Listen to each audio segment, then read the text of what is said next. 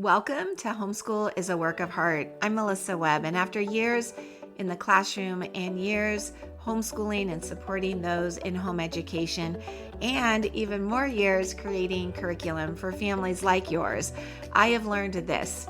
Homeschooling isn't about perfection. It is about purpose. And this podcast is here to encourage you, to guide you, and to remind you that what you're doing truly matters. Are you ready to get started? Let's go. Well, hello. How are you doing this week? Have you gotten the terrible flu, stomach virus? All the things are going around. I hope you're staying healthy during this season.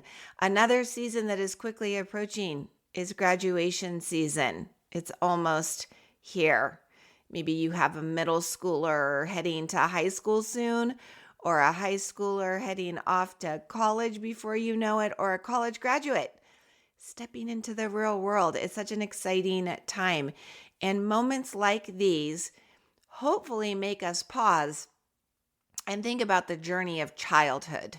And as someone who finished her teaching credential more than 30 years ago, hard to believe, I can now look back with a little perspective. It's the nice thing about getting older. With it comes all your great experiences, good, bad, ugly, beautiful, and everything in between. And from where I stand today, I can tell you this with confidence. There really isn't any need to sweat the small stuff. And so I thought that this would be a great week to talk about what the 30 plus years of teaching that I have under my belt now have taught me. Early in my teaching career, there was a book that came out by a motivational speaker. His name was Richard Carlson, and he wrote the book called Don't Sweat the Small Stuff. I was pretty sure then and still now that he did write that for me specifically, because as a type A personality, I had a tendency to make a big deal about almost everything. And then the cherry on top of that was that I also wanted everyone around me to be happy all the time. And I do still love when people all around me are happy. I care deeply about people. But today I am much more aware of when I start turning small things into big things. That really resonated with me. His message was simple, and it was that most of what we worry about never actually happens. In the grand scheme of life, it's all small stuff. Another author came around and wrote another book. I think that was Wayne Dyer, maybe. The one that said, don't sweat the small stuff, and it's all small stuff, something like that. Anyway, now that I can zoom out a few decades, I see exactly what Richard Carlson meant by his phrase. So instead of getting caught up in one day or 1 week or one difficult assignment, I want to talk about how important it is to zoom out and consider the course of our children's entire childhood. When we do that, we're going to ask some different questions. Things like, are my kids learning? Are they growing? Are they becoming thoughtful and responsible people? That's the bigger focus. Did you just take a deep inhale and exhale? You're like, good. Yes, it is. There is a bigger picture. I don't have to be so stressed out about all these little things. That's a great place to start. And I want you to consider what I want to share today, because I think a little change in perspective could have a bigger impact on your life than you may even realize. I know, I talk to so many of you. You take all your roles very seriously. But I want to encourage you not to zoom in so closely each and every day that you're only seeing tree sap and you're not getting to glimpse at the full forest. Is that you? Are you somebody who does that? You're so into the nitty gritty, the tiny little things that the stress just builds and builds. If it is, this episode was clearly designed with you in mind.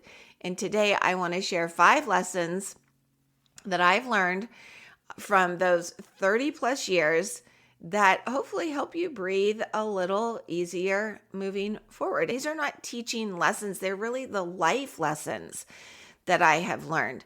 And lesson number 1 is this: one test, quiz, exam, report, essay, fill in the blank, one whatever, never defines a child.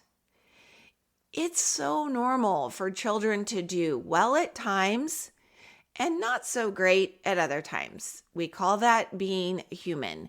Sometimes when our kids aren't doing well, we have to consider what's going on. Are they tired, confused, emotional? Maybe they're unmotivated. Oh my goodness, doesn't that sound just like us? Yes, it's all part of being human. Some days I have really great days where I feel super productive. I get a lot done. Other days, not so much. A bad day doesn't define me. Just like we have to be so careful not to let one whatever define our children. I know that for a lot of schools, state testing is literally right around the corner. Some are starting it now. And fun fact, some of the students who take these tests are going to score well, some will score mediocre, and some are going to bomb these state tests. Okay, that's just reality. And I stopped fighting reality a long time ago. It always wins. That is just reality. The question is, what will we make our children's scores mean? Because you get to decide.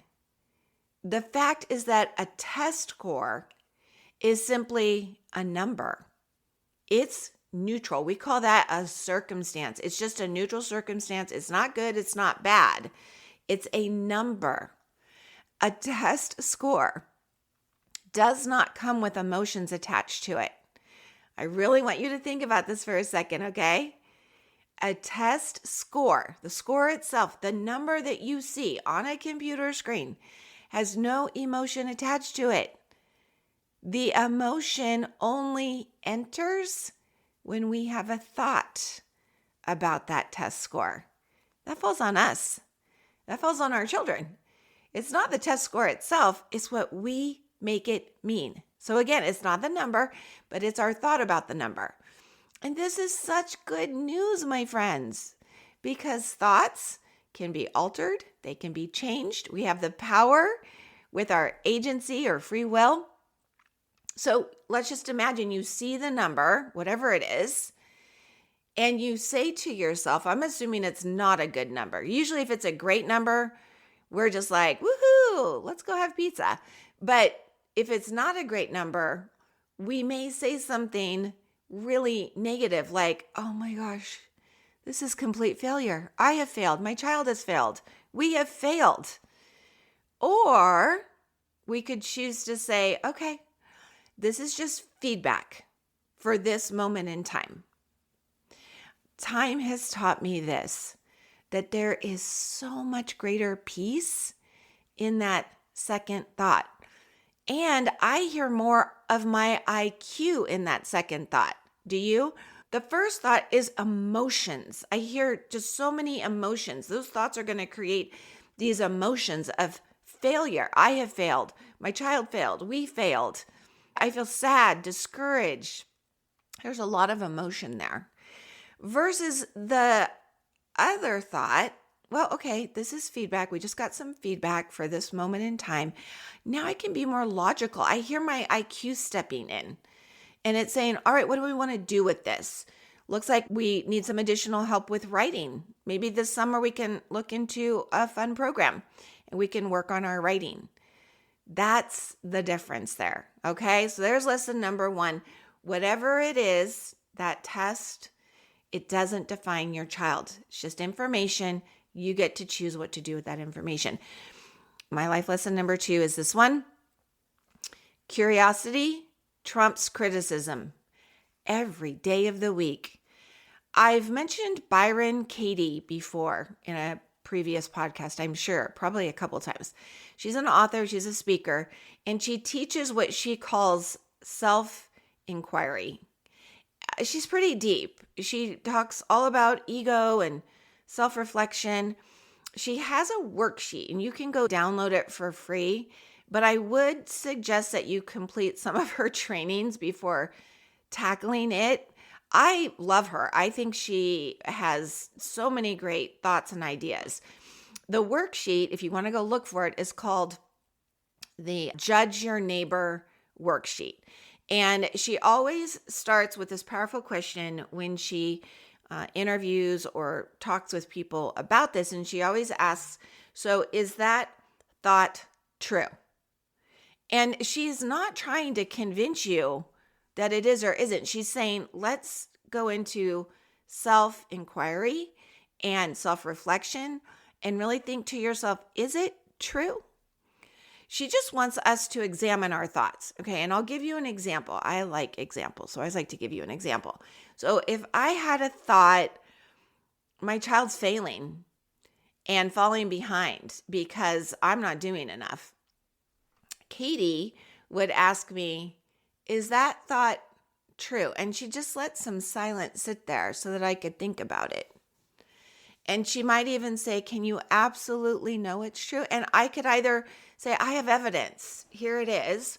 Or I might say, well, actually, not in everything. It was just this one test.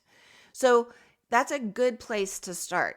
But then she asks, and how do you feel when you believe that your child is failing and falling behind and you're not doing enough? Which, by the way, as I'm saying that out loud, that's more than one thought. That's like 2, maybe 3 thoughts. We've got my child is failing, my child is falling behind, I'm not doing enough. I actually hear 3 thoughts there. So she'd probably help us narrow that down to just one. But then she would also offer what she calls the turnaround. And she said, what else could you believe? Along with that, she's not trying to tell you not to believe certain things, but she's just saying, let's turn it around. What else could be true? And I might say, well, my daughter is learning at her own pace. Or I could say, well, I am doing enough teaching and loving her and caring for her and encouraging her. The result ends up being, when we take the time to do this, that while the situation isn't going to change, the emotional experience does. And what happens is we get curious about what we think rather than criticize our children or criticize ourselves for thinking the way that we're thinking. Okay? Good with that? Let's go on to the third life lesson. Stop making your children's success or failures mean something about you. Oh, this one's good. So I have many times in my life cut a very big slice of humble pie and served it right up to myself. So when I talk about making things about ourselves, just know I'm right there with you. This is human nature. So I did this as a teacher of a classroom, as a parent teacher with my kids, but it is very self-serving. And when I found myself thinking, when they look good, my children in a classroom, whether that was well-behaved or our class tested so well, or my children showed up well-behaved, whatever it was, I believed if they looked good, I looked good, right? But there's a problem with this because, if any of them are floundering, what will people think of me then? Do you see how this can get super messy? It really can. Now, what life has taught me and all these years in education and parenting, now I believe that our children's behaviors, their success, their failures, their personal choices, those things are reflections of who they are, not who we are. Have you seen the movie Bambi? I think most of us have. Were you traumatized by that movie as a child like I was? I think most of us were. I mean, seriously, what kind of children's movie lets us watch the mother die? It's terrible. But I want you just for a second to imagine watching that movie for the very first time, but someone only shows you that one scene. It's that heartbreaking moment when Bambi's mother dies. If that were the only scene you ever saw, you might think the entire movie was a tragedy, a hopeless tragedy at that. But we know, thankfully, that isn't the whole story. Because when we watch the entire film, we see all kinds of wonderful things. Bambi grows up and friendships take hold, and there are humorous adventures. I'm thinking of the ice skating on the frozen lake. We see courage emerge. And eventually, Bambi becomes the strong leader of the forest. That one painful scene is real, but it isn't the whole movie. And I think our children's lives are a lot like that. So if there's a disappointing test score or a really messy essay or a day when school just didn't go well, it can feel like that one sad scene, but a child's life, the education, the experiences, that's the whole movie. It's not just one moment in the story. And when we can zoom out intentionally, we're going to see so much growth and resilience and so many great decisions that our kids have made and all the learning that has happened and continues to happen through years and years and years. I want us all to remember that kids are learning how to be human. And their schooling or their education, it's just the practice, and it's not about being perfect, but it's also about them. It's not about us. We're just here to guide them. They are the heroes and the heroines of their own stories. Okay, did that one land okay with you? I hope so. Let's talk about life lesson number 4, which is that the long game matters most. After 30 years of teaching, I can and will tell you what actually predicts a child's future success. I've seen it time and time and time again, and I've narrowed it down to 3 for you. Are you ready? Number 1, we have to have curious kids. So are you teaching your kids to be curious and want to learn? Have them learn about things that intrigue them. Let them have a say in what you're going to learn as a family. I know how easy it is to get stuck in a textbook and be like, we've got to get through this chapter. But break out of that. If you have kids who are asking additional questions, reset your GPS and go in a different direction. That will help build your child's future success, being curious learners. The second thing that I see that really helps us predict if our children will be successful as adults is their level of resilience. So today when they fail or they fall, how do you respond?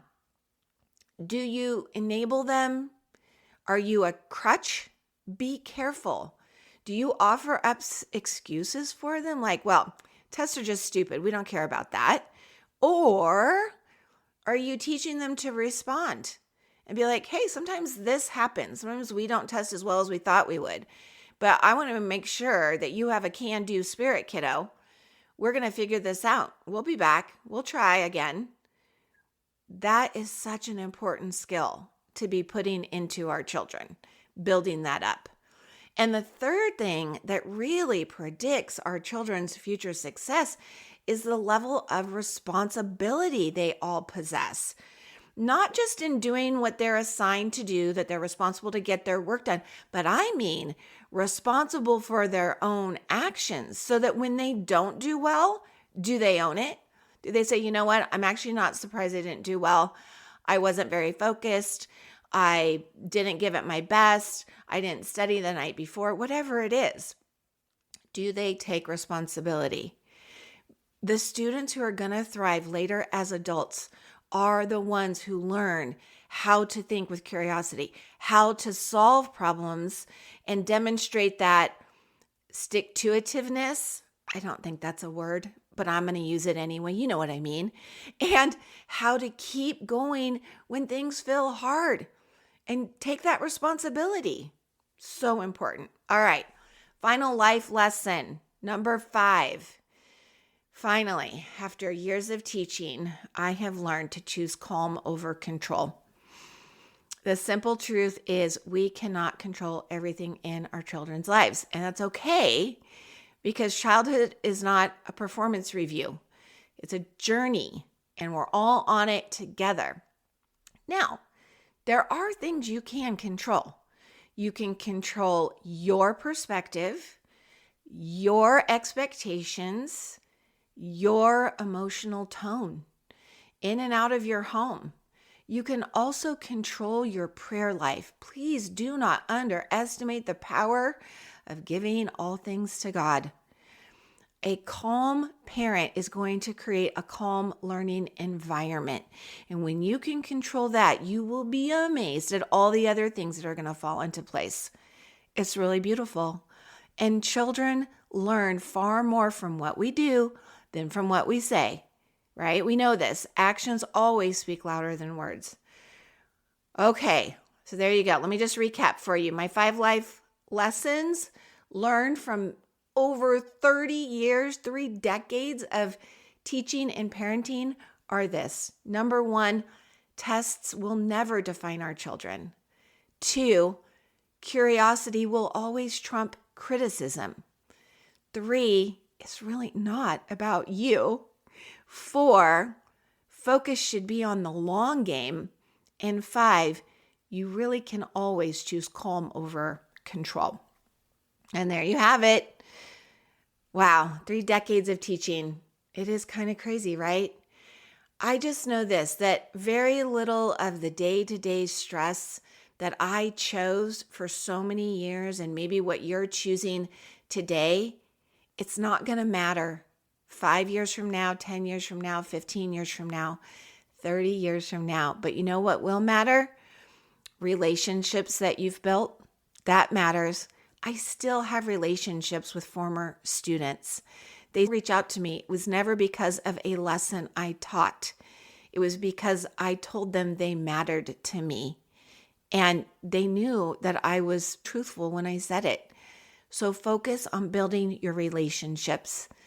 Also, remember that what really matters is the constant, consistent encouragement you offer because life is hard.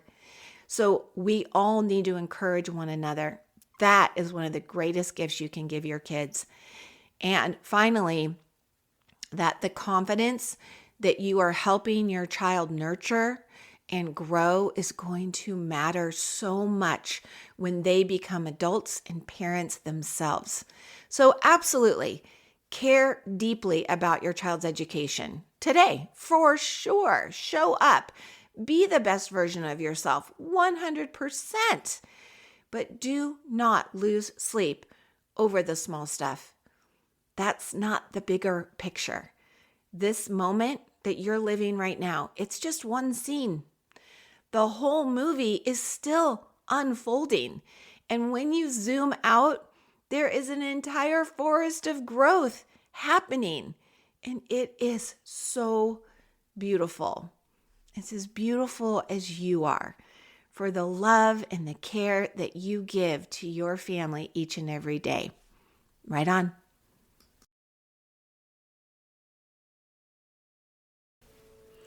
And that's it for today. Thank you so much for joining me. And hey, if you are feeling stretched thin and you would love some support with teaching writing, I offer programs designed to make that part of homeschooling easier and more enjoyable for both you and your child. I also have free resources on my website, so please be sure to check those things out and subscribe to the podcast. You do not have to do this alone. Right on.